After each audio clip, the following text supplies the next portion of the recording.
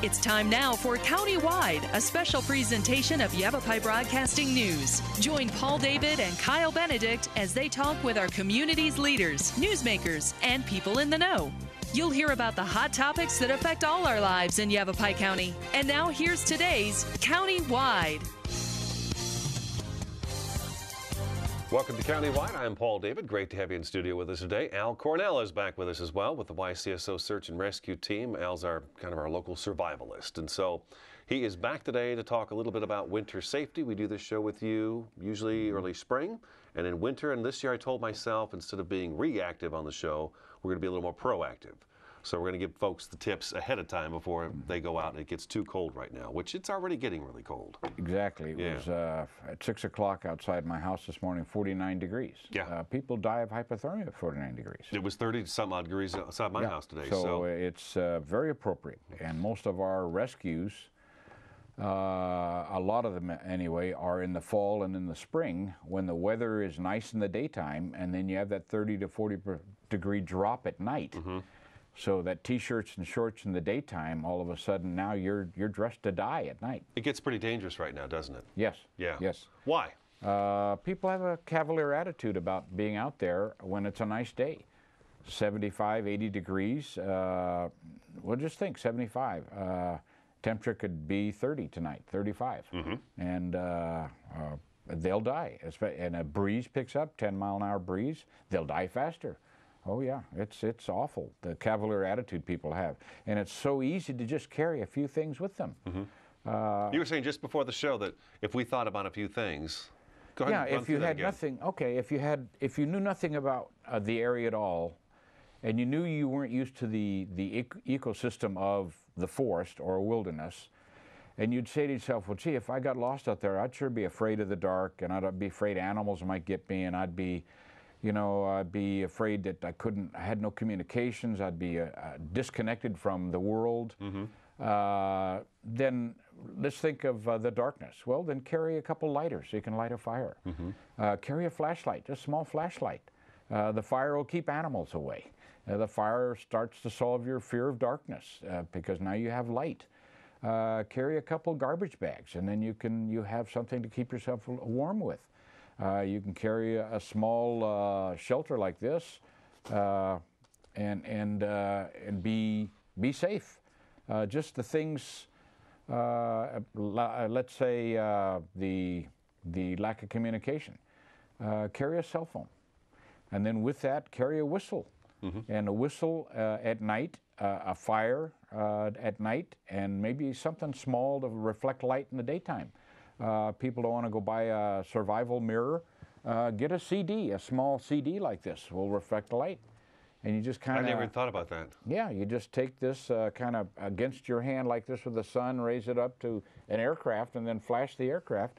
He will report the flashes. He can't help you, but he'll tell flight following, I'm getting some mirror flashes off this hilltop. Someone may have a problem there.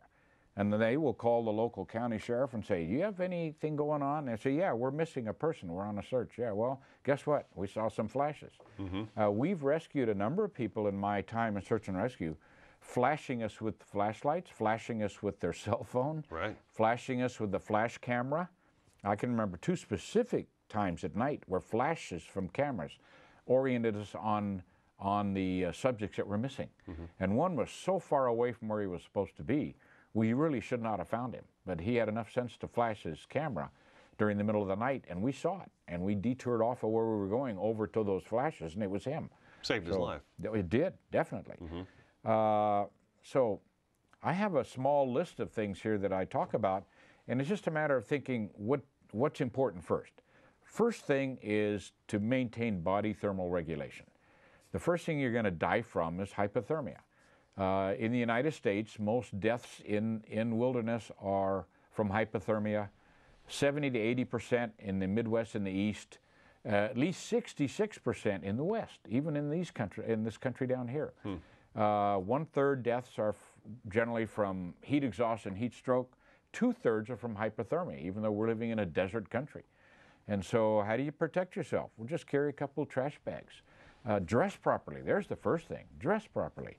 How should we be dressing right now, Al? Yeah, I shouldn't probably. I probably shouldn't be wearing flip-flop shorts and T-shirts. I mean, you did say it's 75, 80-degree days. Like today's supposed to be 84. It's supposed to be very nice out. But the temperature swing is so big here. Start your hike like that. That's fine. But as a precaution, because your plan is to be back to your car and drive away at darkness or before dark and go have a nice dinner. But have a few things with you if that fails. And it might not be that you're lost. One of your children could fall and break a leg. We're not going to leave the kid there. You got to stay there and maybe send someone from help. If it's two of you and somebody falls, you might have to stay with that person and tend to them.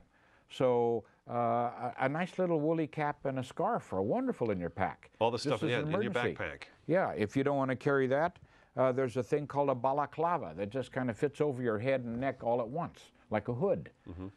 Make sure it's made of a wool fleece or something like that. Stay away from cotton. Stay away from cotton. Don't even wear cotton as an undergarment. Now, people go out hiking, they're wearing cotton. Nothing you can do about that. But carry a scarf and that. A nice shirt of polypropylene or polyester to slip on when it gets cold. Slip on a shirt. I prefer two. Then you get layering also that insulates your body. And these shirts weigh nothing, and they don't take up much space. So clothing's the first line of defense.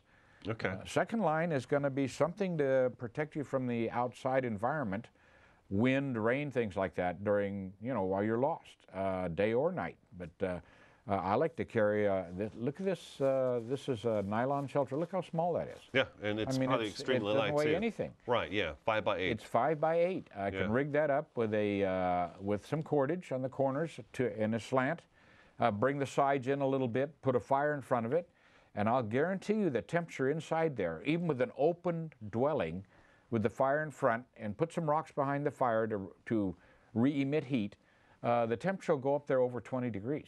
You can lift that temperature at 20 degrees. Fast. Just like that. Yeah. Yes. And that's going to keep you alive all Just night. don't use river rock, because river rock, any rock that's associated with water, even not perennially, can have water in it and it can explode with heat. Oh, so, but in our country here, just take some red rock or whatever rock's around you and use it. Just don't go down and pick up river rock or rock in the bottom of these gullies that will have water. I did not know that. Yeah. Oh, yeah. Oh, really? Yeah. Oh, well, then you got a whole bunch of danger coming your way, too. So, for me, first thing is to protect yourself, body thermally, and that is good clothing. And then if it's going to be real cold, it'd be nice to have a pair of gloves. In our country here, just a pair of regular gloves will do you well. If it's really cold, like you're hiking up above Flagstaff, mittens are even better. I really love mittens. They're so much more efficient. They do take up a little bit more room because they keep all your fingers together. Okay. Much easier to insulate all around the hand than it is the individual fingers. And they are much more efficient. Much more efficient. Of course, that's why Inuits use mittens. Right. Then, like I say, something for shelter, and then fire. Fire is the big mitigator. If you screw everything else up, if you're caught out there with nothing, a couple lighters in your pocket will save your life. Light a fire.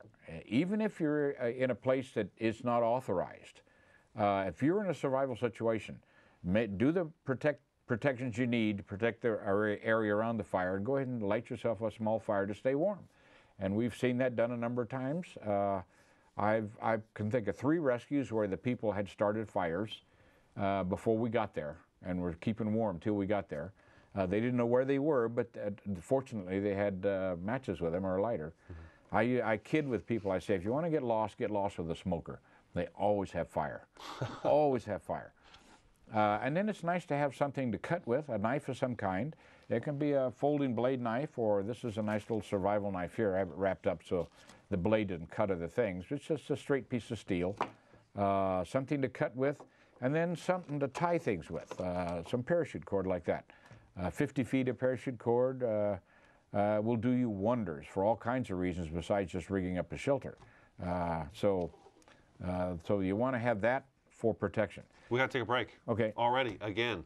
Al Cornell in studio today with YCSO Search and Rescue, talking about just winter outdoor safety. I'm Paul David. This is Countywide. We'll be back in just a couple minutes.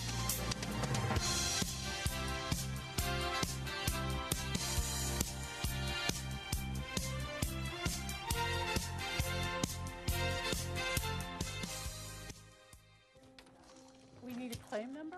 When I started taking care of Mom, I didn't realize the challenge of playing so many roles. But above all, I'm still her daughter. Visit aarp.org/caregiving. We're here to help. Take my hand and start a brand new day. Underneath everything we are all people. And when we reach out a hand to one, we can influence the condition of all. That's what it means to live united.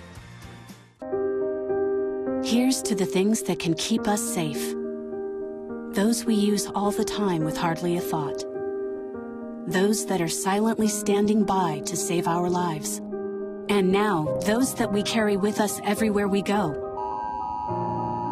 Many mobile devices will now bring you wireless emergency alerts, real-time information directly from local sources you know and trust. With the unique sound and vibration, you'll be in the know, wherever you are. So you can't save money? That's easy as pie. Brown bagging lunch instead of going out. $6 save times 5 days a week times 10 years is $21,000. That's a lot of lettuce. Small changes today, big bucks tomorrow. Feedthepig.org. So, I'm kind of new here, but I've noticed a trend. My human does this funny thing where she goes around and gets all my toys, and then she hides them in that basket by the door. It's like, hello, that's where you put it last time. You were the worst at hide and go seek.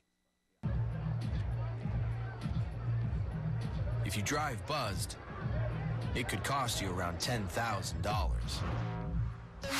You'll face major legal fees, major fines, and steep insurance penalties. You could lose everything. Buzzed, busted, and broke. Because buzz driving is drunk driving.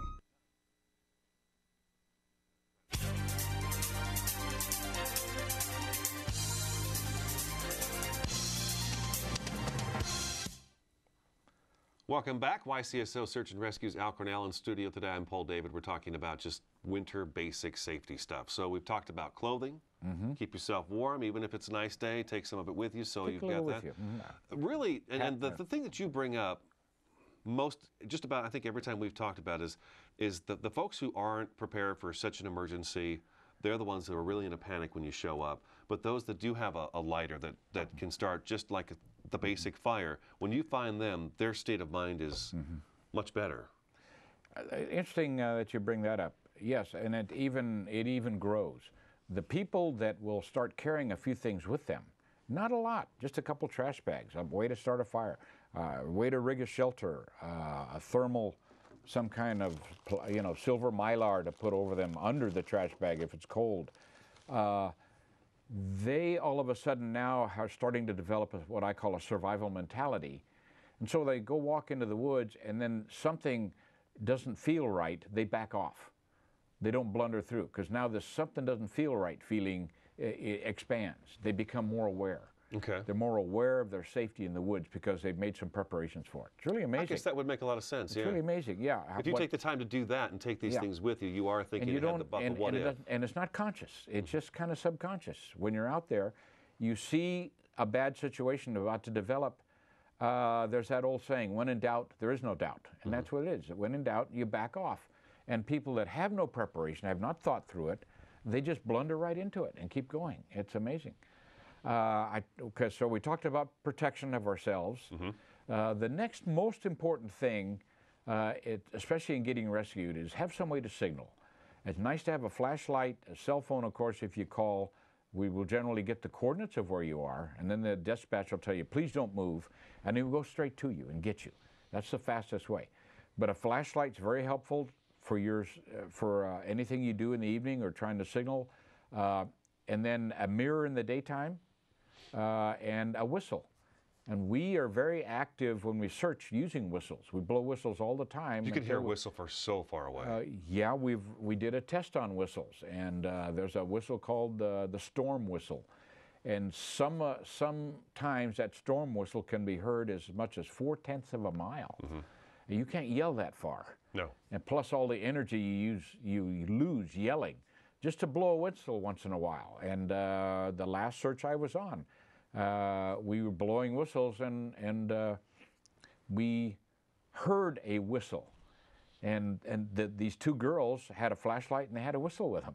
They were lost, but they heard our whistle and they started blowing theirs.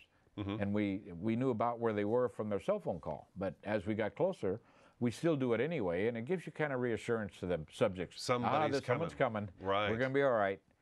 So it's really important, bring something to signal with. Next, of course, you want a first aid kit. And if nothing else, just go to Walmart or someplace like that and just buy a nice, this first aid kit is not very big. Yeah. And it's got everything you need in it. It's got tweezers, scissors, Band-Aids, a moleskin, it's got antibiotic, little antiseptic pads? Yeah. All of that it's so stuff light in too. It. Weighs nothing. This is mine. This is just a soap dish with the stuff in it. And I've hiked with this kind of thing for years, but the first aid kits now are much better than they were 20 years ago. Much better. Much more attuned to the ecology or what we're going to run into. So get yourself a first aid kit. Also might want to carry a couple, something to purify water. It could be, I carry, in this thing, I have these little tablets that you put in the water to purify it. I also carry a tin cup, especially in the wintertime, and that is so I can not boil water, but melt ice or snow if I'm caught in ice or snow. Eating snow is not a wise thing, is that right? Eating snow, you will trigger hypothermia. Okay, because your body's trying to warm your core. I have a friend that got hypothermia on an elk hunt. He didn't want to stop, and he was trailing the blood trail of an elk he had shot, and he knew he was going to get to it sooner or later, and he kept eating snow because he didn't want to stop. And he went hypothermic. So, and then he had to stop and start a fire. And so he, prevention's so much easier than the next step, which is, mitigation, I call it, where now you have to warm yourself up first before you can do anything. And if you let it go too long, then the next step is rehabilitation. You got to get evacuated. So prevention is so much easier in all of these, especially though with hypothermia. It's so much easier to just call it the prevent what-if factor. I call people out there that get in trouble from hypothermia, it's really the death of the unprepared. It really is. The people that are prepared, you don't have they never have a problem with hypothermia or those type of elements, or body thermal regulation. So, and then now we've got a first aid kit with us. If you run into a situation where you're really thirsty, have nothing to purify the water, drink the water. The water's not going to kill you on sight.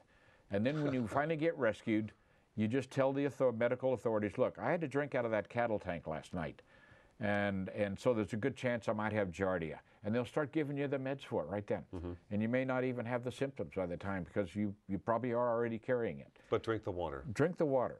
We had a case where a lady drank the water on her second day. We found her the second night, and the only reason she was alive is she drank the water. It was a summer day up in the mountains, and she didn't bring any water with her. I don't know what she was thinking.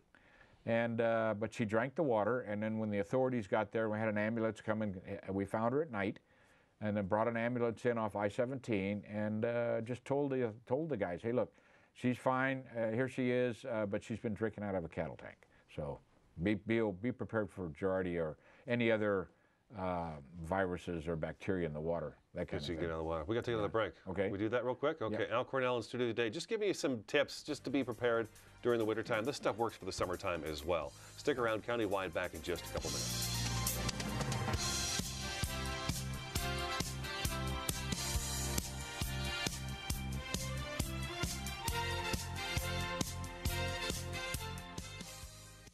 It's a beautiful day out here. Sunny today with light breezes, giving way to clouds in the afternoon. We could see some light precipitation to moderate precipitation later on, followed by powerful storm-like conditions. 90 miles per hour winds are expected. Authorities are asking everyone, stay indoors. Come on, that's it. Let's go.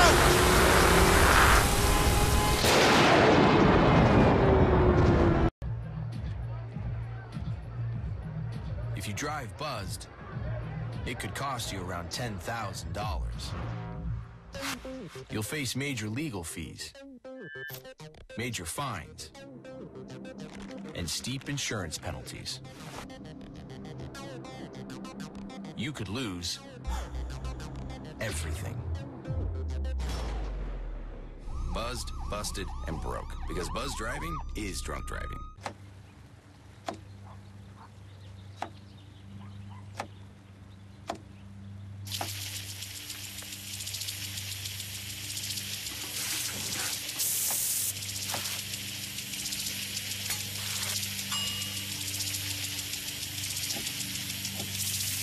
Clean kitchen surfaces, utensils, and hands with soapy water. 1 in 6 Americans will get sick from food poisoning this year. Keep your family safer. Check your steps at foodsafety.gov.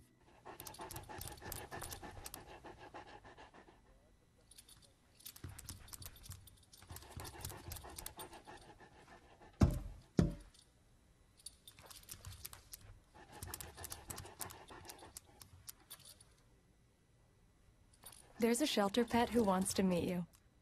Meet one today. Visit theshelterpetproject.org. Adopt.